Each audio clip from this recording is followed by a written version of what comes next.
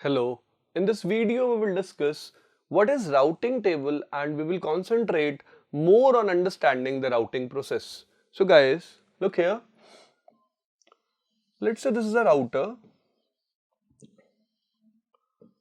and here I have a user having IP 10111.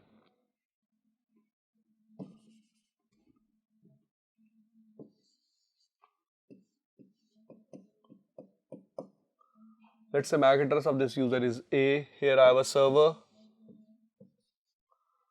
or another computer with IP 20111.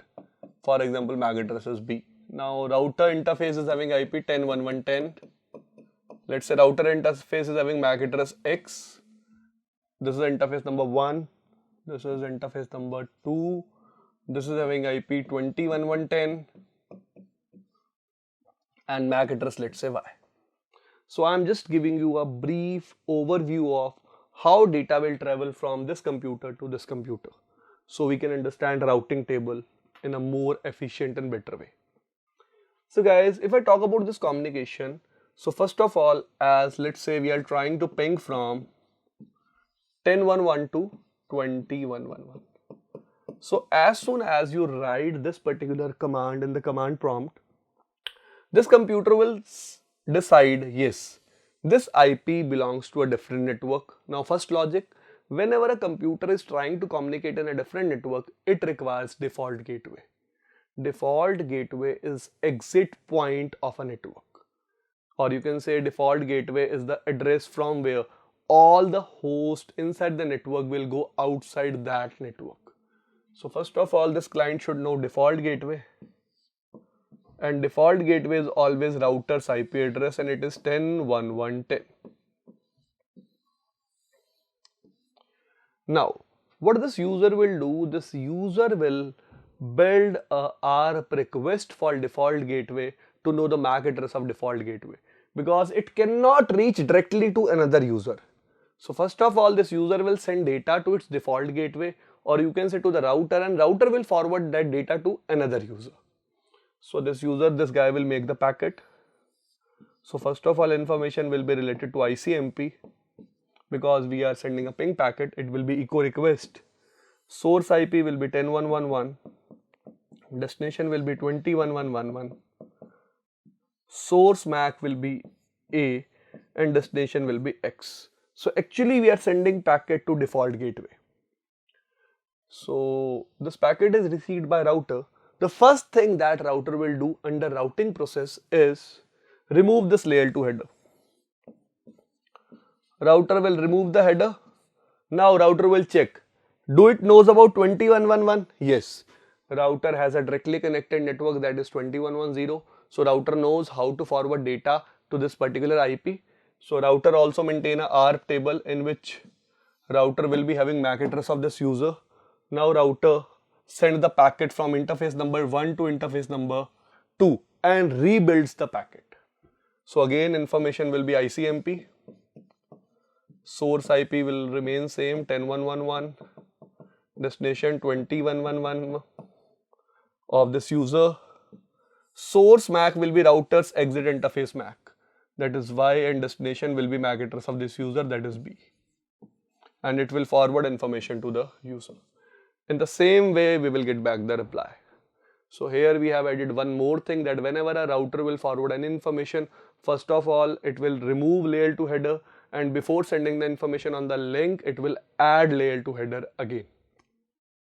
So guys, this overall process is called routing. Now we will concentrate on routing table. So routing table, you can say, is an information base which is used to store all the networks which are known by the router. So those networks can be connected also, those can be remote networks also. All the networks will be present in routing table. Like you can see in the example, I have two networks in routing table. Both are marked by the keyword C. C means both are connected, directly connected to the router. One network is 1.0.0.0/8, other is 12.0.0.0/8. So according to this routing table, there are two networks which are known by the router and both are directly connected.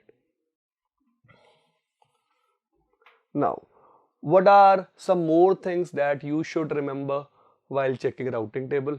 I'm concentrating on the same. Look here. So, like first of all, this is called code. Code means it will define how this particular network is present in routing table. So like you can see here, code is D. So if you will search for the code D, D stands for EIGRP. It means this particular network is learned via a protocol called EIGRP. EIGRP is actually a dynamic routing protocol that we will discuss in future videos. Next thing, after the network. So some people call this network, there are different names. Some people call it route. Some people call it prefix. So different name for same thing, I will call it route. So I know this network or this route is present in my routing table via which protocol? EIGRP. After that you can see there are two more things. One number is there is 90 and there is a slash and after that there is a value. We will discuss about this later on. Let's forget it. After that you can read the keyword via and this IP address is actually next hop. Next hop means to this which guy we have to send the information. Let me give you an example.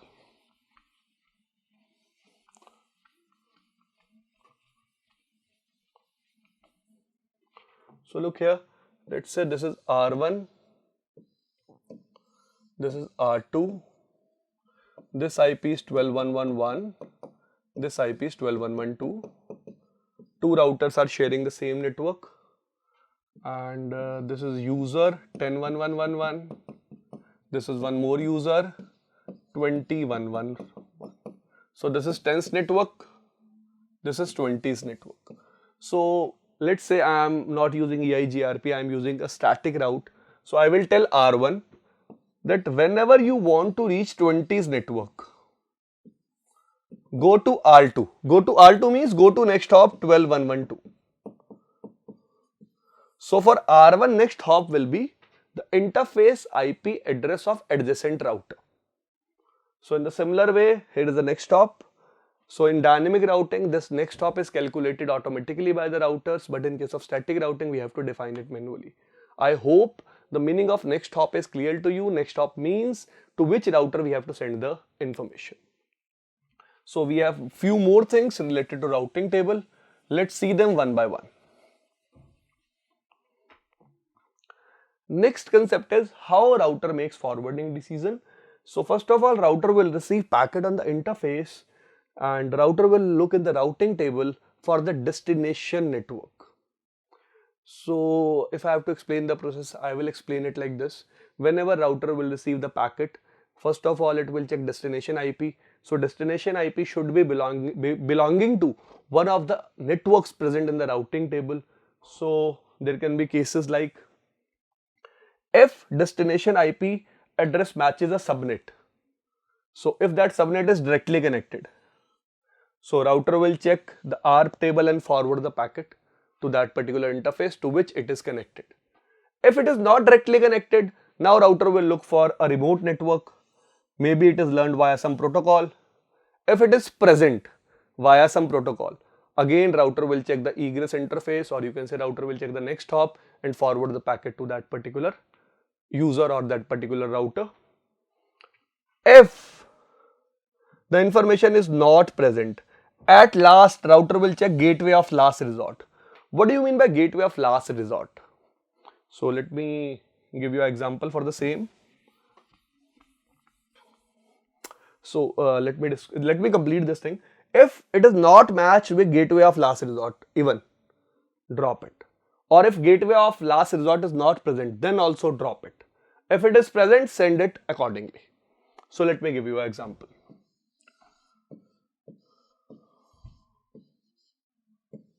So here I am using the networks A, network B, network C. Now for example, I'm sending a packet from A to B. I have to tell R1 that if you want to reach B, go to R2. I have to tell R2 that if you want to reach A, go to R1. So let's say I'm sending packet from A to B. So router 1 will receive it. First of all, router 1 will check, yes, I have to send a packet to network B. Network B is not directly connected. So this check will fail. Now router will get to know, yes, I know about network B, but it is defined statically. It is a remote network. So router will select the next hop is R2. So router will send the packet to R2. R2 will send it to the user. But for example, from A, I am trying to send a packet to network D, which is not even existing. So what router will do? First of all, router will check connected network, D is not connected. Then router will check, do I know about D? No, I don't know about D. In that case, router will go to gateway of last resort. What do you mean by gateway of last resort? Last resort, it simply means the last way present. So we will concentrate more on gateway of last resort when we discuss about default route. So let's move to the next thing.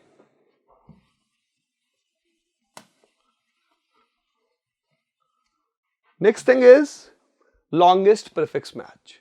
So guys, let's say we have these two networks.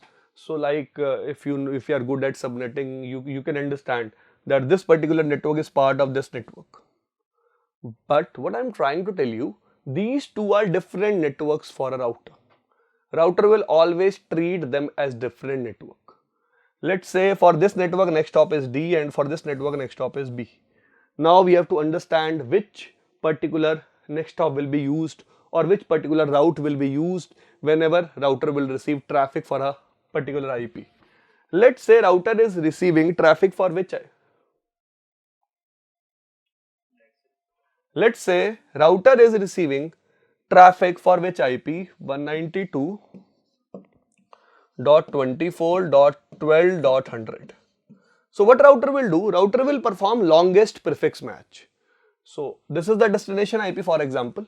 So router will try to match the bits. First octet, both the routes are matching. Second octet, both the routes are matching. But third octet, only this route is matching.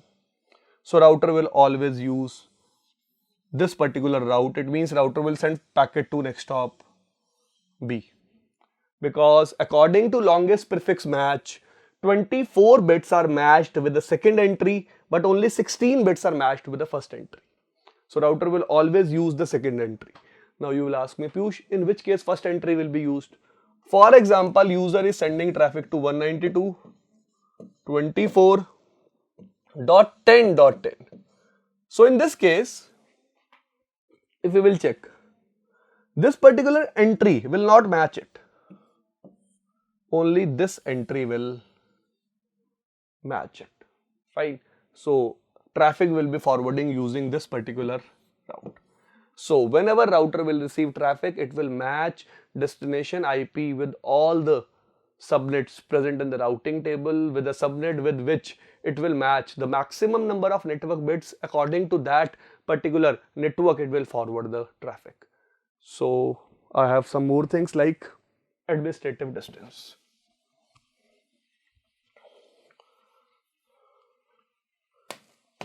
So guys, what do you mean by administrative distance? Administrative distance will define trustworthiness of a route. Actually, AD is a predefined value. Yes, you can change it, but it is predefined. For directly connected routes, AD is 0. For static routes, AD is 1. If I talk about EIGRP routes, AD is 90 and 170. If I talk about OSPF, AD is 110. So when AD is used, whenever router is learning the same prefix means network bit should be same in both the prefixes.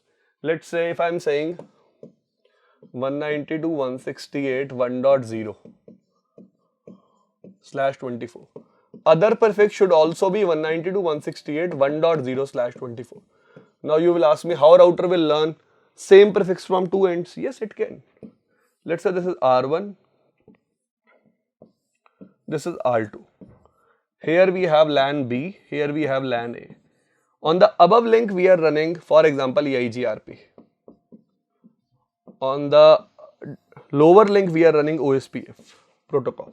It means R1 will learn information about network B via EIGRP protocol also, dynamic protocol, and OSPF dynamic protocol also. But when it comes to routing table decision, it will take decision on the basis of administrative distance. For EIGRP internal, like we are using here EIGRP internal, AD value is 90. But for OSPF, AD value is 110. So you will always see that R1 is learning this B network via which protocol? EIGRP, never via OSPF. So AD is actually defining which route is better, which path is better, which protocol is better. Now guys, last thing.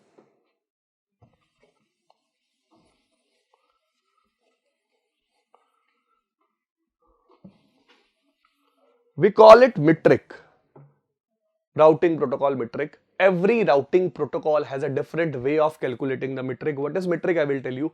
First of all, just read here. For RIP, metric is hop count. For OSPF, metric is cost.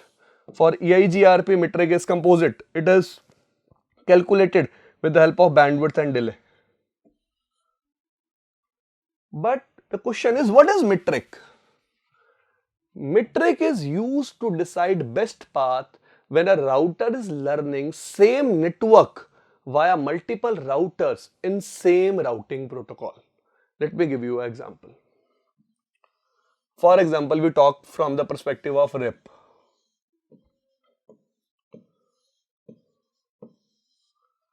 So let's say in this domain we are running RIP. So here we have network B. Like you know, RIP is a dynamic routing protocol. So router 3 will give information of network B to router 2 and router 2 will give it to router 1. Router 3 will also give directly the information of network B to router 1. Now router 1 has to decide which path is better, the direct path or path via R2.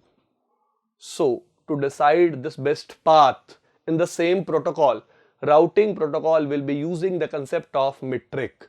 Metric is used to define which path is best.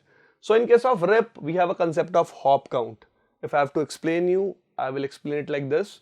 When R3 will send the update about network B, it will use hop count value 0. When R2 will receive it, it will add hop count value 1.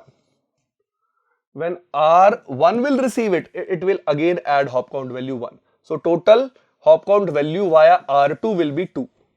But total hop count value directly via R3 will be 1. So which path is better? The path with the less hop count value. So in case of RIP, we are using hop count to calculate the best path. It means hop count is metric for RIP. So guys, in this video, we have understood what is routing table. We also discuss routing process, how routing table looks like, how router make forwarding decision, what is administrative distance, what is metric. I hope all these things are clear to you. Thank you.